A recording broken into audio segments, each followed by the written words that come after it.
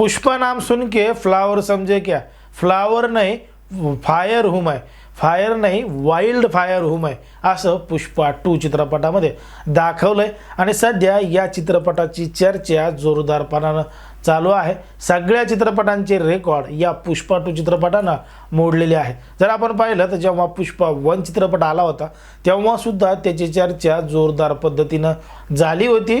आणि 2019च्या निवडणुकीनंतर सुद्धा जे काही राजकारणामधले नेते आहेत त्यांनी सुद्धा पुष्पा चित्रपटातले डायलॉग मारले होते आणि त्यांना सुद्धा या चित्रपटाचा मोह आवरलेला नव्हता। आता अशा पद्धतीनं पुष्पा 2 चित्रपट मोठ्या प्रमाणात व्हायरल होत असताना त्याचबरोबर मनोज जरांगे पाटील यांचा व्हिडिओ सुद्धा मोठ्या प्रमाणात व्हायरल होतोय।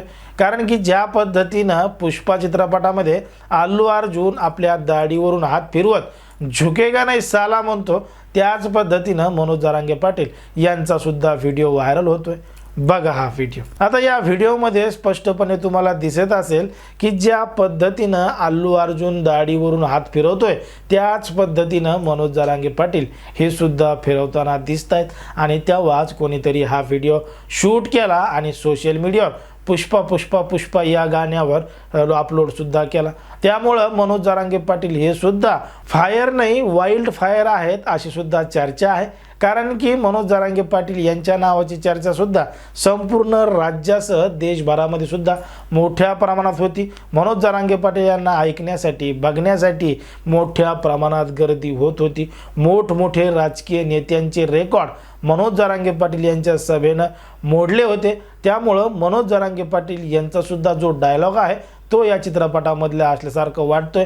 कारण की झुकेगा नाही साला म्हणत पुन्हा एकदा मनोज जरांगे पाटलांनी अंतरवाली सराठी या ठिकाणी 25 जानेवारीपासून आमरण उपोषण करायला सुरुवात केली। पण मात्र या अगोदर जे उपोषण झाले होते ते केवळ मनोज जरांगे पाटील यांनी केले होते।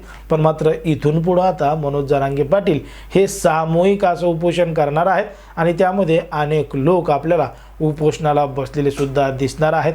त्यामुळे पुन्हा एकदा मनोज जरांगे पाटील हे सरकारला घाम फोडणार असल्याचंच आपल्याला दिसतंय। पण मात्र मनोज जरांगे पाटील आता पुन्हा उपोषण करणार असल्यामुळे त्यांच्या नावाची किंवा त्यांच्या उपोषणाची दखल सरकार गांभीर्याने घेईल का?